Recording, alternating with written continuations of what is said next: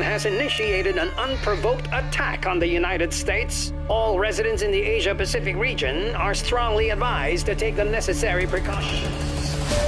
Walang sino man noon ang nag-akala na may mangangahas na iba pang dayuhan na aagaw sa Pilipinas mula sa kamay ng Amerika.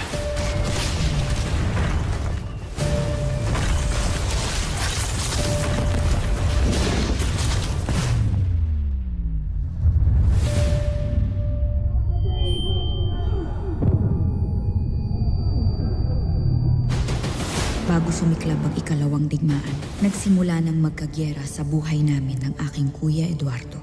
Ganito po ba talagang kababa ang tingin niyo sa amin ng kuya ko? Sa palagay niyo ba, kami talaga ang masamang impluwensya sa ate ko? Ganyan mo yung pinagtabuyan ng kapatid ko kanina na parang hayop.